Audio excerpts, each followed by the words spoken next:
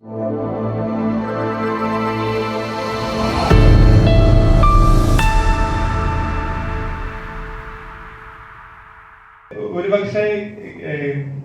Chemistry പഠിക്കുന്ന ആളുകൾ അധികം ആലോചിക്കാത്ത ഒരു കാര്യമായിരിക്കും. നമ്മള് പീരിയോഡിക് ടേബിള് കണ്ടിട്ടുണ്ട്. അത് വളരെ ഒരു മനുഷ്യരുടെ ധിഷണയുടെ ഒരു വലിയൊരു അച്ചീവ്മെന്റ് ആണ്. അതിന്റെ ഒരു 150 വർഷം വാർഷികം 2019 കുറെ ആഘോഷിക്കുന്നുണ്ടായി. ഒരു വളരെ ഇൻട്രസ്റ്റിംഗ് ആയിട്ടുള്ള ഒരു ഓർഗനൈസേഷൻ എലമെന്റ്സ് ആണ്. അതിന് പ്രത്യേക രീതിയിൽ ഓർഗനൈസ് ചെയ്തുകൊണ്ട് അതിന്റെ വളരെ വിചിത്രമായിട്ടുള്ള പ്രോപ്പർട്ടീസ്, ഗ്രൂപ്പിംഗ് ഒക്കെ അൺകവർ ചെയ്യാൻ പറ്റി. അത് മാത്രമല്ല, ഈ പ്രത്യേക രീതിയിൽ ഓർഗനൈസ് ചെയ്തുകൊണ്ട് ഈ പീരിയോഡിക് ടേബിളിൽ ഇല്ലാത്ത, നമുക്ക് കണ്ടുപിടിക്കാത്ത പുതിയ മൂലകങ്ങളുടെ സാന്നിധ്യം പ്രവചിക്കാൻ പോലും പീരിയോഡിക് ടേബിളിൽ സാധിച്ചിട്ടുണ്ട്. വലിയൊരു ഇന്റലക്ച്വൽ അച്ചീവ്മെന്റ് ആണ്. പക്ഷെ പലപ്പോഴും കെമിസ്ട്രി പഠിക്കുന്ന ആളുകളോട് നമ്മൾ പലരും ഒരു ഘട്ടം വരെ ആലോചിച്ചിട്ടുണ്ടാവില്ല, എങ്ങനെയാണ് ഈ മൂലകങ്ങൾ പ്രപഞ്ചത്തിലുണ്ടായി? How did these elements come to?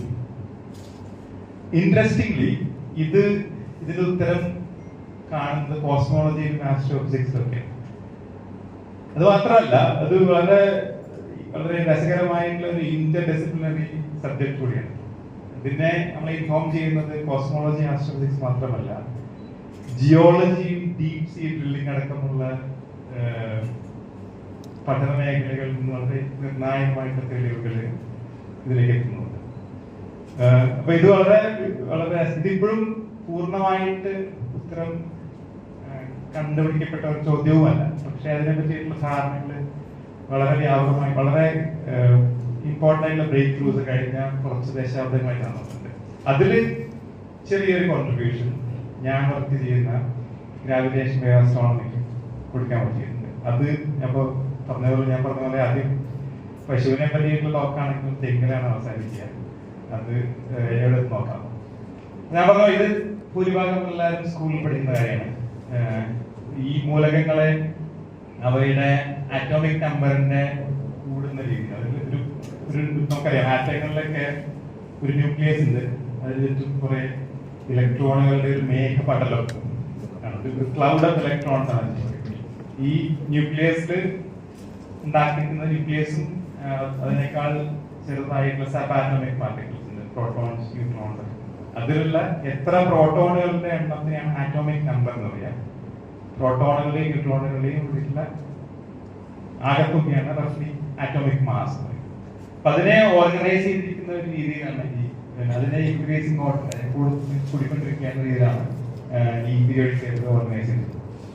പക്ഷെ ഒരു വിചിത്രമായിട്ടുള്ള കാര്യം, ഒരു പ്രത്യേക നമ്പർ കൂടിക്കഴിഞ്ഞാൽ അടുത്ത മൂലകം, ഈ മൂലകങ്ങൾക്കെല്ലാം പൊതുവായിട്ടുള്ള സ്വഭാവങ്ങൾ, ലിഥിയം, സോഡിയം, പൊട്ടാസ്യം, ഹീലിയം എന്ന് പറഞ്ഞ അതിന്റെ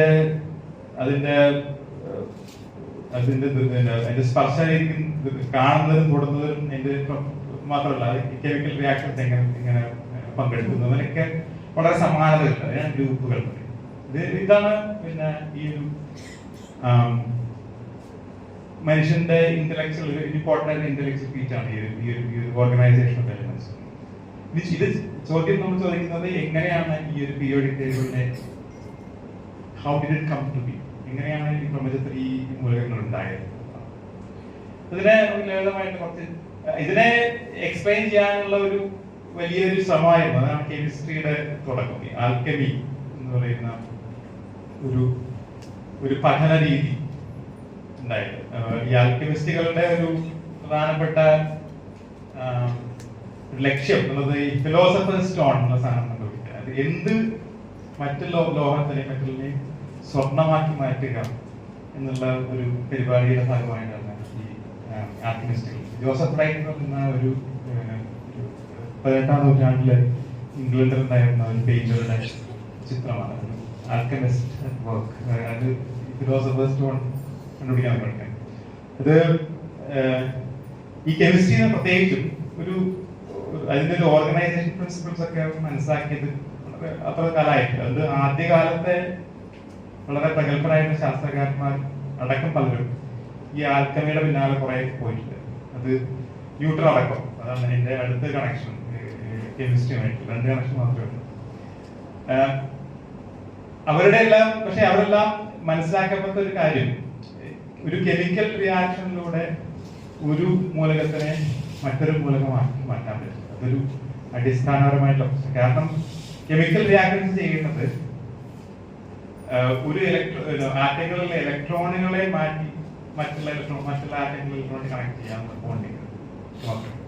അതിനുള്ള ന്യൂക്ലിയസ് ആണ് ഒരു മൂലകത്തിന്റെ അടിസ്ഥാന സ്വഭാവം നിർണ്ണയിക്കുന്നത്. ആ മൂലകങ്ങളെ മാറ്റണമെങ്കിൽ ആ ന്യൂക്ലിയസിനെ മാറ്റണം. അതിനാവശ്യമായിട്ടുള്ള ഊർജ നിലകൾ കെമിക്കൽ റിയാക്ഷൻസിൽ കിട്ടാൻ പറ്റും. അത് ന്യൂക്ലിയർ റിയാക്ഷൻസുകൾ. അപ്പൊ ആ ഒരു ധാരണ ഉണ്ടായത് അപ്രകാലമായിട്ട് ഒരു നൂറ്റാണ്ടിലൊക്കെ. ഇതിന്റെ നമ്മുടെ ഒരു സീൻ സെറ്റ് ചെയ്യാൻ വേണ്ടി കുറച്ച് കാര്യങ്ങൾ പറയാം. ഒന്ന്, ഇതിന്റെ ഉത്തരം ഞാൻ പറഞ്ഞത് എങ്ങനെ മൂലകങ്ങൾ ഉണ്ടായി, ആൽക്കെമിസ്റ്റുകൾ എവിടെയാണ് എന്നതിന്റെ ഒരു ഉത്തരം കിട്ടിയത് കഴിഞ്ഞ ഒരു 50 വർഷമൊക്കെ ആയിട്ടുള്ളൂ, 50-70 വർഷമൊക്കെ. അതിന്റെ ഏറ്റവും തുടക്കം കാണുന്നത് ഈ ഒരു എഡ്വിൻ ഹബിൾ എന്ന് പറയുന്ന മനുഷ്യൻ. അദ്ദേഹം കാലിഫോർണിയയിലാണ് ജീവിച്ചിരുന്നത്. അദ്ദേഹം ഉപയോഗിച്ചിരുന്ന ഒരു മൗണ്ട് വിൽസൺ എന്ന് പറയുന്ന മലയുടെ മുകളിൽ ടെലസ്കോപ്പാണ്, മൗണ്ട് വിൽസൺ ഒബ്സർവേറ്ററി. ആ കാലത്തെ 20-ാം നൂറ്റാണ്ടിലെ ജ്യോതിശാസ്ത്രത്തിലെ ഏറ്റവും പ്രധാനപ്പെട്ട കോൺട്രിബ്യൂഷൻസ് നടത്തിയ ഒരു ഒബ്സർവേറ്ററിയാണ്. അദ്ദേഹം ഈ ഒരു ടെലസ്കോപ്പ് നടത്തിയിട്ട് അദ്ദേഹത്തിന്റെ ചില നിരീക്ഷണങ്ങളാണ് ഈ ചിത്രങ്ങൾ. ഇതെല്ലാം വളരെ വിദൂരത്തിലുള്ള ഗാലക്സികളാണ്. ഇത് ഒരു 1930s ഉണ്ടായിരുന്ന ഒരു പ്രധാനപ്പെട്ട ചോദ്യം, നമ്മുടെ പ്രപഞ്ചത്തിന്റെ വലിപ്പം എത്രയായിരുന്നു. ഒരു വിഭാഗം ആളുകൾ വിചാരിച്ചിരുന്നത് നമ്മൾ കാണുന്ന ആകാശത്ത് കാണുന്ന നക്ഷത്രങ്ങളെല്ലാം നമ്മുടെ ഗാലക്സിയുടെ ഭാഗമാണ് എന്നാണ് ഒരു വിഭാഗം ആളുകൾ വിചാരിച്ചത്.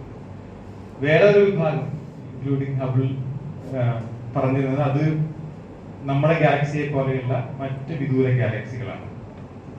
ഇതൊരു ആ കാലത്ത് ഗ്രേറ്റ് ഡിബേറ്റ് ഉണ്ടാവില്ല. ഈ ഒരു രണ്ട് പിന്നെ ഭാഷക്കാർക്കും അവരുടെ വാദത്തിനെ സപ്പോർട്ട് ചെയ്യാവുന്ന ചില നിലകളുണ്ടായിരുന്നു, അതിനെ എക്സ്പ്ലെയിൻ ചെയ്യാത്ത കാര്യങ്ങളുണ്ടായിരുന്നു. ആ കാലത്ത് ഒരു പ്രൈം ടൈം ഡിബേറ്റ് ആയിരുന്നു.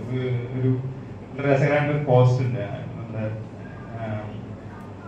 അമേരിക്കൻ ആസ്ട്രോണമിക് സൊസൈറ്റി ഒരു ഹെഡ് ക്വാർട്ടേഴ്സിൽ നടന്ന പിന്നെ ഡിബേറ്റിനെ പറ്റിയുള്ള പോസ്റ്റ്, ഗ്രേറ്റ് ഡിബേറ്റ്.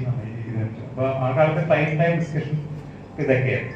അപ്പൊ ഹബിൾ ചെയ്തത് അവരാണ് ആ ഒരു ഡിബേറ്റിനെ ബ്രേക്ക് ചെയ്തിട്ട് ഒരു പ്രധാനപ്പെട്ട ഉത്തരം കണ്ടെത്തി. അദ്ദേഹം ചെയ്തത് അദ്ദേഹത്തിന് ഈ ഒരു വളരെ വിദൂരത്തിലുള്ള ഗാലക്സികളെ വളരെ കൃത്യമായിട്ട് റിസോൾവ് ചെയ്യാൻ പറ്റി.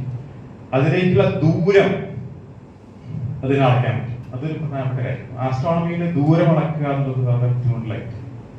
അത് മാത്രമല്ല, അദ്ദേഹത്തിന് ഒരു സ്പെക്ട്രോസ്കോപ്പി എന്നുള്ള ടെക്നിക് ഉപയോഗിച്ചുകൊണ്ട് അദ്ദേഹം ഈ ഗാലക്സികൾ നമ്മളിൽ നിന്ന് അകന്നു പോകുന്ന വേഗതയും നടക്കാൻ പറ്റും.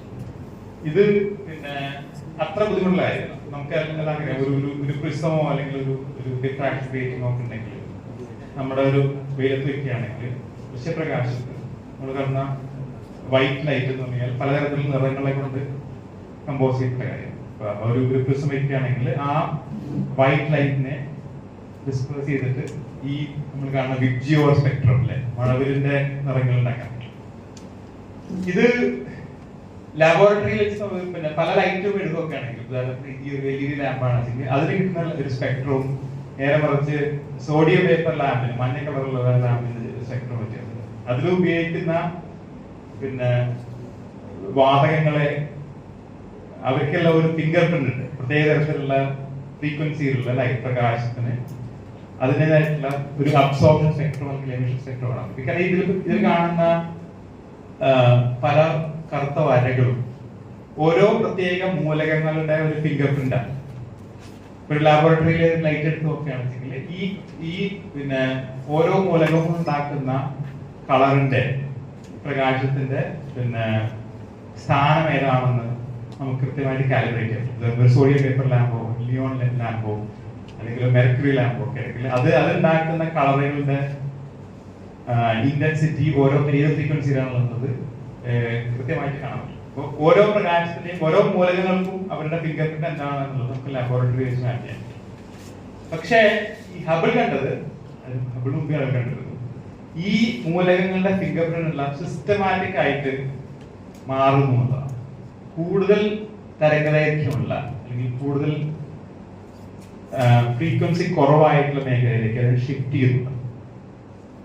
ഇത് സംഭവിക്കുന്നത് കാരണം ആ പ്രകാശം പുറപ്പെടുവിക്കുന്ന വസ്തു നമ്മളിൽ നിന്ന് വളരെ വേഗത്തിൽ ചലിക്കുകയാണ് വെച്ചെങ്കിൽ ആ വസ്തു പുറപ്പെടുവിക്കുന്ന പ്രകാശം കൂടുതൽ റെഡ് കളറുകളിലേക്ക്, കൂടുതൽ ചുവന്ന കളറിലേക്ക്, അല്ലെങ്കിൽ കൂടുതൽ തരംഗദൈർഘ്യമുള്ള കളറിലേക്ക് ഷിഫ്റ്റ് ചെയ്യും. ഇത് നമുക്ക് പിന്നെ ശബ്ദത്തിന്റെ കാര്യത്തിൽ നമ്മൾ എപ്പോഴും കേൾക്കുന്ന, അതായത് ഒരു ട്രെയിനിന്റെ ഹോൺ, ട്രെയിനിന്റെ വീസിൽ ട്രെയിൻ നമ്മളിലേക്ക് കടന്നു പോകുമ്പോൾ അതിന്റെ ഫ്രീക്വൻസി കൂടി വരും, തിരിച്ചു പോകുമ്പോൾ അത് കുറഞ്ഞു വരും. നമുക്ക് എപ്പോഴും കേൾക്കാവുന്നത് അതായത് ഡോപ്ലർ. ഇതേ കാര്യം തന്നെ പ്രകാശനം സംഭവിക്കും. ചുരുക്കി പറഞ്ഞാൽ ഈ ഹബിള് അദ്ദേഹത്തിന്റെ മുമ്പിലുണ്ടായിട്ട് പല ആസ്ട്രോണമറുടെയും ജ്യോതിശാസ്ത്രത്തിന്റെയും പ്രവർത്തനങ്ങളുടെ റിസൾട്ട് ഉപയോഗിച്ചുകൊണ്ട് ഈ വിദൂര ഗാലക്സികളിലേക്കുള്ള ദൂരവും അളക്കാൻ പറ്റി. അത് നമ്മളിൽ നിന്ന് അകന്നു പോകുന്ന വേഗതയും അളക്കാൻ. അദ്ദേഹം കണ്ടത് വളരെ വിചിത്രമായിട്ടുള്ള കാര്യമാണ്. ഏത് ഭാഗത്തേക്ക് നോക്കിയാലും എല്ലാ ഗാലക്സികളും നമ്മളിൽ നിന്ന് അകന്നു പോയിക്കൊണ്ടിരിക്കുന്നു എന്നാണ് നമ്മൾ കണ്ടത്. അത് മാത്രമല്ല, കൂടുതൽ ദൂരമുള്ള ഗാലക്സികൾ നമ്മളിൽ നിന്ന് കൂടുതൽ വേഗതയിലേക്ക് ആകുന്നുണ്ട്. ഇത് വളരെ വിചിത്രമായിട്ടുള്ള ഒരു ഒബ്സർവേഷൻ. അതിന് ആ ഒബ്സർവേഷൻ ആണ് പ്ലോട്ട് ചെയ്തിരിക്കുന്നത്. ഇത് ഓരോ ഗാലക്സിയിലേക്കുള്ള ദൂരമാണ് ഈ ഒരു ഇത് പല ദശലക്ഷം പ്രകാശ വർഷങ്ങളാണ്, വളരെ കൂടിയ ദൂരം. ഇത് നമ്മളിൽ നിന്ന് അവ അകന്നുകൊണ്ടിരിക്കുന്നതിന്റെ വേഗതയാണ്. ഇത് കുറച്ച് കുഴപ്പം പിടിച്ച കാര്യം. കാരണം നമ്മൾ ഏത് ഭാഗത്തേക്ക് നോക്കിയാലും ഈ ഗാലക്സികളെല്ലാം നമ്മളിൽ നിന്ന് അകന്നു പോയിക്കൊണ്ടിരിക്കുന്നുണ്ട്. ഇത് ഒരു തരത്തിലുള്ള ഹ്യൂമൻ സെൻട്രിക്, ഇതിനർത്ഥം നമ്മൾ പ്രപഞ്ചത്തിന്റെ നടുക്കാണ്. ഇതൊരു വളരെ കുഴപ്പം പിടിച്ച ദിവസമായിരുന്നു. കാരണം കോപ്പർനിക്കസ് അടക്കമുള്ള ആളുകളാണ് വളരെ കഷ്ടപ്പെട്ട് നമ്മുടെ ഭൗമകേന്ദ്രീകൃതമായിട്ടുള്ള ഒരു ലോകമാതൃകയെ മാറ്റി സൂര്യനെയും പ്രദേശിക്കുകയും പിന്നെ ഗാലക്സി എടുക്കുകയും ചെയ്തു. ഇതിന്റെ അർത്ഥം ഏത് ഗാലക്സികൾ നമ്മൾ അകന്നുകൊണ്ടിരിക്കുന്നതിനർത്ഥം നമ്മൾ പ്രപഞ്ചത്തിന്റെ അടുക്കാണ് എന്നാണ്. അങ്ങനെയാണെങ്കിൽ വളരെ വളരെ വളരെ കുഴപ്പം പിടിച്ച ഒരു ഒബ്സർവേഷൻ ആണ്. പക്ഷെ അതിന് വളരെ ലളിതമായിട്ടുള്ള വേറൊരു വിശദീകരണമുണ്ട്. അത് ഹബിള് ഈ ഒരു കണ്ടെത്തുന്നതിന് ഒരു 2 പതിറ്റാണ്ട് മുമ്പ് തന്നെ ആൽബർട്ട് ഐൻസ്റ്റൈൻ ഗ്രാവിറ്റിയെ പറ്റിയിട്ട് പുതിയ തിയറി ഉണ്ടാക്കി. അതാണ് ജനറൽ തിയറി ഓഫ് റിലേറ്റിവിറ്റി, അല്ലെങ്കിൽ പൊതു ആപേക്ഷികത സിദ്ധാന്തം. ഈ തിയറി പ്രപഞ്ചത്തിനെ മൊത്തം അപ്ലൈ ചെയ്യുകയാണെങ്കിൽ ഐൻസ്റ്റൈൻ കണ്ടെത്തിയത് ഈ പ്രപഞ്ചം എന്നുള്ളൊരു സ്റ്റാറ്റിക് ആയിട്ടുള്ള ഒരു സംഭവമല്ല, വളരെ അചഞ്ചലമായിട്ടുള്ള വസ്തുവല്ല, മറിച്ച് മാറിക്കൊണ്ടിരിക്കുന്ന ഒരു സാധനമാണ്. മാത്രമല്ല പ്രപഞ്ചത്തിന്റെ വലുപ്പം ഒന്നുകിൽ തുടർച്ചയായി കൂടിക്കൊണ്ടിരിക്കും, അതല്ലെങ്കിൽ തുടർച്ചയായി കുറഞ്ഞുകൊണ്ടിരിക്കും. ഇത് ഏതാണ് എന്ന് അറിയണമെങ്കിൽ തിയറിക്ക് പറയാൻ പറ്റില്ല, ഒബ്സർവേഷൻ മാത്രം. അത് 1915 ഐൻസ്റ്റൈൻ ഈ ഒരു പുതിയ തിയറി ഉണ്ടാക്കി. 1-2 വർഷം അതിന് ഒരു സൊല്യൂഷൻ ഉണ്ടാക്കി. ഈ പ്രപഞ്ചം ഒന്നുകിൽ എക്സ്പാൻഡ് ചെയ്യണം, അതല്ലെങ്കിൽ കോൺട്രാക്ട് ചെയ്യണം എന്നുള്ള ഐൻസ്റ്റൈൻ സിദ്ധാന്തം പറയുന്നുണ്ട്. ഇത് ഐൻസ്റ്റൈൻ അക്കാലത്ത് ഒരിക്കലും നമുക്ക് ആർക്കും ആലോചിക്കാൻ പറ്റാത്ത ഒരു കാര്യം. കാരണം നമ്മളെല്ലാം പലപ്പോഴും നമ്മുടെ ഒരു സാമാന്യ ബുദ്ധിക്ക് അടിമകളാണ്. നമ്മള് ചുറ്റും കാണുന്ന കാര്യങ്ങളിൽ നമ്മൾ സാമാന്യത്തിൽ ഉണ്ടാക്കുന്നത്, അതിനെ മാറ്റുക എന്നത് അത്ര എളുപ്പമല്ല. അതുകൊണ്ട് തന്നെ ഐൻസ്റ്റൈൻ ഈ ഒരു എക്സ്പാൻഡ് ചെയ്തുകൊണ്ടിരിക്കുന്ന ഒരു യൂണിവേഴ്സ്, ഗസ്റ്റോറിക്കൽ പ്രപഞ്ചം എന്നുള്ളത് ഐൻസ്റ്റൈന്റെ സാമാന്യ ബുദ്ധിക്ക് ഒട്ടും തിരക്കാൻ പറ്റുന്ന ഒരു കാര്യമാണ്. അതുകൊണ്ട് അദ്ദേഹം ഒരു പ്രത്യേക ആർട്ടിഫിഷ്യൽ ആയിട്ട് അതിന് ഇക്വേഷൻസ് ആഡ് ചെയ്തിട്ട് പ്രപഞ്ചത്തെ കോൺസ്റ്റന്റ് ആക്കി മാറ്റിയിരുന്നു. ഓക്കെ. സോ ഇംഗ്ലീഷിൽ സംസാരിക്കാനാണ്. ഓക്കെ. ഞാൻ I'll try to speak in both languages. So basically, according to Einstein's theory, the universe has to be either expanding or contracting. ഇതേതാണ് എന്നുള്ളത് അറിയണമെങ്കിൽ ഒബ്സർവേഷൻ ആണ്. So it has to depend on some astronomical observation. But this was this was very difficult for Einstein to grasp. So basically, he added a particular term, which is now called a cosmological constant, so that the universe becomes static. Yeru conclusion ഒട്ടും ഗ്രഹിക്കാൻ പറ്റാത്തതുകൊണ്ട് Einstein തന്നെ കൃത്യമായിട്ടൊരു term add ചെയ്യുകയും അങ്ങനെ Einstein theory ഒരു static universe predict ചെയ്തു. പക്ഷേ ഒരു 15 വർഷത്തിന് ശേഷമാണ് ഈ ഒരു ഹബിളിന്റെ വളരെ വിചിത്രമായിട്ടുള്ള ഒബ്സർവേഷൻ ഉണ്ട്. So Einstein called this addition of this term as his biggest blunder in his life. ഈ ഒരു ടേം ആഡ് ചെയ്തത് വലിയൊരു ബ്ലണ്ടറായി പോയി ഐൻസ്റ്റൈൻ സംഭവിച്ചു. പക്ഷേ ഒരു വിചിത്രമായ കാര്യം, ഈ കോസ്മോളജിക്കൽ കോൺസ്റ്റന്റ് ഇപ്പൊ വേറെ രീതിയിൽ തിരിച്ചു വരുന്നുണ്ട്, അത് വേറെ കഥ. But essentially this means that there is a simple explanation, which means that if the universe itself is expanding, the space itself is expanding with time, this would mean that all the galaxies would move away from each other. അപ്പൊ അങ്ങനെയാണെങ്കിൽ without requiring any special place for the earth, നമ്മുടെ ഭൂമിക്ക് ഒരു പ്രത്യേക ഒരു ഭൂമിയെ പ്രപഞ്ച കേന്ദ്രമാക്കാതെ തന്നെ ഈ ഒബ്സർവേഷനെ എക്സ്പ്ലെയിൻ ചെയ്യാനുള്ള ഒരു വഴിയാണ് മൊത്തം സ്പേസ് എക്സ്പാൻഡ് ചെയ്തിട്ടുണ്ട്. സോ ഒരു ആലോചിക്കാൻ വളരെ ബുദ്ധിമുട്ടുള്ള കാര്യമാണ്. പക്ഷെ we can make some simple analysis. ഒരു ബലൂണിന് മുകളിൽ കുറെ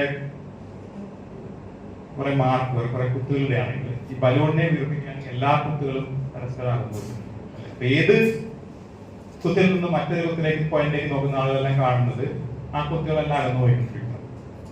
So the simplest explanation, without invoking any special place for the earth, is that universe was expanding, the space was expanding, which is exactly what Einstein's theory predicted. So this was another big success of Einstein's theory, which was already a success before. But it also provided a major thought about the history of the universe. The universe expand ചെയ്തുകൊണ്ടിരിക്കുകയാണെങ്കിൽ ഭാവിയിൽ നോക്കുകയാണെങ്കിൽ രണ്ട് ഗാലക്സികൾ കൂടുതൽ അകന്നു വരും. ഈ ഒരു മൂവിയെ നമ്മൾ play back ചെയ്യുകയാണെങ്കിൽ ഇതിനർത്ഥം പണ്ട് in the past the universe must have been smaller than the current size of the universe. ഇതിനൊരു കാർട്ടൂണാണ്. ഇപ്പോഴത്തെ യൂണിവേഴ്സ് ഇങ്ങനെയാണെങ്കിൽ സമയം ഇങ്ങോട്ട് റൺ ചെയ്യണം. Space I can only draw 2 dimensions. The space has 2 dimensions. ഇതെല്ലാം ഒരേ ഗാലക്സികളാണ്. ഇതിനർത്ഥം ഇന്നലെ ഈ ഗാലക്സികൾ കുറച്ചുകൂടി പരസ്പരം അടുത്തായിരുന്നു. കഴിഞ്ഞ ആഴ്ച ഈ ഗാലക്സികൾ കുറച്ചുകൂടി അടുത്തായിരുന്നു. കുറെ ബില്യൺ വർഷങ്ങൾക്ക് മുമ്പ് ഈ ഗാലക്സികളെല്ലാം വളരെ അടുത്തായിരുന്നു. ഈ ഗാലക്സികൾ മാത്രമല്ല, the whole universe must have been much smaller than now. But there is another problem. The entire energy of the universe is contained. I energy can go to പോകാൻ പറ്റില്ല. So if you compress some air in a balloon, it will heat up. Like the pressure കൂടുന്തോറും അത് heat up ചെയ്യും. Which means that the universe, the very early universe, must have been extremely hot and extremely dense. പ്രപഞ്ചത്തിന്റെ ആദ്യ കുറച്ച് വർഷങ്ങളോ കുറച്ച് മിനിറ്റുകളോ അല്ലെങ്കിൽ കുറച്ച് millions of ഇയേഴ്സോ ഇപ്പോഴത്തേക്കാൾ കൂടുതൽ എത്രയോ പ്രഷറും ടെമ്പറേച്ചറും കൂടുതലുള്ള സ്ഥലമായിരുന്നു. ഇത്രയും സാന്ദ്രമായിട്ടുള്ള ഉയർന്ന താപനിലയിലുള്ള ഒരു സ്ഥലമായിരുന്നു early universe. So the question is how did matter എങ്ങനെയായിരുന്നു? How did matter exist? In what form did matter exist in that time? അതിനെ നമുക്ക് അറിയാവുന്ന ഫിസിക്സ് ഉപയോഗിച്ച് എക്സ്പ്ലെയിൻ ചെയ്യാൻ പറ്റും ഒരു പരിധി വരെ. ഒരു പക്ഷേ അതിനെ പിന്നോട്ട് മൂവ് പ്ലേ ചെയ്യുകയാണെങ്കിൽ മൊത്തം യൂണിവേഴ്സ് ഒരു ബിന്ദുവിലായി തുടങ്ങിയിട്ടുണ്ടായിരുന്നു, which we now call a big bang. But at this point, it is a theory. We don't have a very direct way of observing what happened in the very, very, very early universe. So there is the best explanation of what happened in the universe, that there was a big bang. But we are very, very sure that the early universe was extremely hot and extremely dense. അത് നമുക്കറിയാവുന്ന simple ആയിട്ടുള്ള physics ഉപയോഗിച്ചിട്ട് argue ചെയ്യാം. ചോദ്യം, അത്ര ഉയർന്ന താപനിലയിൽ പദാർത്ഥം മാറ്റർ ഏത് രീതിയിലായിരുന്നു? So what is the form of matter at these extreme temperatures and extreme densities? നമുക്കറിയാവുന്ന ചില എക്സ്പെരിമെന്റ്സ് തുടങ്ങാം. ഉദാഹരണത്തിന് ഒരു വെള്ളം എടുത്തിനെ തന്നെ തിളപ്പിക്കുകയാണെങ്കിൽ 100 ഡിഗ്രി ആകുമ്പോൾ ലിക്വിഡ് വാട്ടറിനെ വേപ്പറൈസ് ചെയ്യാൻ പറ്റും, അല്ലെ? സ്റ്റീം, അതിന്റെ ടെമ്പറേച്ചർ 100 ഡിഗ്രിയാണ്. ഡിഗ്രി സെൽഷ്യസ് എന്നുള്ളത് സയന്റിസ്റ്റുകൾ ഉപയോഗിക്കുന്ന ഒരു യൂണിറ്റാണ് കെൽവിൻ. ബേസിക്കലി ഇത് 273 ഡിഗ്രി കെൽവിൻ ആണ് 0 ഡിഗ്രി സെൽഷ്യസ്. 100 ഡിഗ്രി സെൽഷ്യസ് എന്ന് പറഞ്ഞാൽ 170 സൗകര്യപ്രദമായിട്ടുള്ള യൂണിറ്റാണ്. പ്രത്യേകിച്ച് കാരണങ്ങൾ. So if you heat up a pot of water at 373 Kelvin, it starts to vaporize and it produces steam. So what happens if you continue to increase the temperature? The steam will heat at extremely hot angle. It turns out that these water molecules will split. ജലത്തിന്റെ തന്മാത്രകളെ ഉണ്ടാക്കിയിരിക്കുന്നത് 2 hydrogen ആറ്റവും ഒരു oxygen ആറ്റവും കൂടിയിട്ടുള്ള ഒരു മോളിക്യൂളാണ് ജലത്തിന്റെ തന്മാത്ര.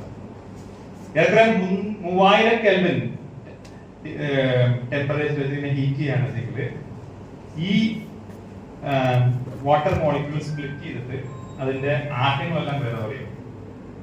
Water splitting പറയും. ഇപ്പൊ actually ഇതൊരു വളരെ ഇമ്പോർട്ടന്റ് ആയിട്ടുള്ള ഒരു പോസിബിൾ ഇൻഡസ്ട്രിയൽ ആപ്ലിക്കേഷൻ ഉണ്ട്. ഇപ്പൊ ഹൈഡ്രജൻ എന്നുള്ളത് ഒരു പ്രധാനപ്പെട്ട ഒരു ഇന്ധനമായിട്ട് ഡെവലപ്പ് ചെയ്യാൻ, ക്ലീൻ എനർജി സോഴ്സ് ആയി ഡെവലപ്പ് ചെയ്യാനുള്ള കുറേയധികം എഫേർട്ടിൽ നടക്കുന്നുണ്ട്. അതിലൊരു വഴി തന്നെയാണ് ഹൈഡ്രജൻ ഉണ്ടാക്കണമെങ്കിൽ ഏറ്റവും എക്കണോമിക് ആയിട്ട് വഴി ജലത്തിനെ സ്പ്ലിറ്റ് ചെയ്യാനുള്ളത്. എന്തൊരു വഴി വലിയ സോളാർ മിറർ ഉപയോഗിച്ചിട്ട് ഈ സോളാർ ലൈറ്റ് പ്രകാശത്തെ ചെറിയൊരു ബിന്ദുവിലേക്ക് ഫോക്കസ് ചെയ്യാം. അവിടെ you can reach up to, if you collect enough sunlight, you can reach up to these 3000 Kelvin. If you water there, split the water and produce hydrogen and oxygen. The water splitting is already important chemistry activity. Well, നമ്മളെ സംബന്ധിച്ചിടത്തോളം ഇത്രയും ഉയർന്ന ആദ്യം liquid വാട്ടറിനെ ചൂടാക്കി 100 degree 370 kelvin ആകുമ്പോഴും അതിനെ ജലത്തിന്റെ മോളിക്യൂൾസിലെ പരസ്പരം free ആയിട്ട് പറഞ്ഞു നടക്കാൻ നോക്കും. അതിനെ കൂടിയ ടെമ്പറേച്ചറിലേക്ക് എത്തിയാൽ ആ മോളിക്യൂൾസ് ആയിട്ടുള്ള ആറ്റങ്ങളെ പുറത്ത് ആറ്റങ്ങളായിട്ട് നടക്കാൻ പറ്റും. ഇതിനെയും കൂടിയ ടെമ്പറേച്ചർ ഏറെക്കുറെ 10,000 കെൽവിനിലേക്ക് ഇതിനെ ഹീറ്റ് ചെയ്യുകയാണെങ്കിൽ ഈ ഹൈഡ്രജൻ ആറ്റം തന്നെ അതിന്റെ ഒരു ഫണ്ടമെന്റൽ പാർട്ടിക്കിൾ അല്ല. അതിനെ ഉണ്ടാക്കിയിരിക്കുന്നത് ഹൈഡ്രജൻ ഉണ്ടാക്കുന്നത് ഒരു പ്രോട്ടോണും ഒരു ഇലക്ട്രോണും കൂടി. ഈ പ്രോട്ടോണും ഇലക്ട്രോണിനെയും സ്പ്ലിറ്റ് ചെയ്യാൻ പറ്റും. ഇതിനാണ് അയണൈസേഷൻ. അതിനൊരു ഹൈഡ്രജൻ അയോൺ, ഒരു പ്രോട്ടോണും ഒരു ഇലക്ട്രോണും അത്രയധികം എനർജി കൊടുക്കുന്നുണ്ട്. ഈ ഇലക്ട്രോണിനെ അതിന് ന്യൂക്ലിയസിലേക്ക് പിടിച്ചു നിർത്താനുള്ള ബലത്തിനേക്കാൾ കൂടുതൽ എനർജി കൊടുക്കുകയാണെങ്കിൽ ഈ ഇലക്ട്രോണിനെ സ്പ്ലിറ്റ് ചെയ്ത് മാറ്റാൻ പറ്റും. ഇതിനെ അയണൈസ് ചെയ്യാൻ പറ്റും. So it's called ionization. This is very interestingly, this is predicted by Meghna Saha. നമ്മുടെ ഇന്ത്യൻ ഫിസിസിസ്റ്റ് ആയിട്ടുള്ള മേഘ്ന സാഹയാണ് ക്വാണ്ടം മെക്കാനിക്സിന്റെയും സ്റ്റാറ്റിസ്റ്റിക്കൽ ഫിസിക്സിന്റെയും ഏറ്റവും ആദ്യകാല ആപ്ലിക്കേഷൻസിന്റെ ഭാഗമായിട്ടാണ് ഈ ഒരു അയണൈസേഷൻ ടെമ്പറേച്ചറിനെ പ്രിഡിക്റ്റ് ചെയ്യാൻ കഴിയുന്നത്. സാഹ അയണൈസേഷൻ ഫോർമുല എന്നാണ് പറയുന്നത്. Summary: if you heat water to about 10,000 Kelvin, even the hydrogen atom itself will split. It will separate the proton and the electron.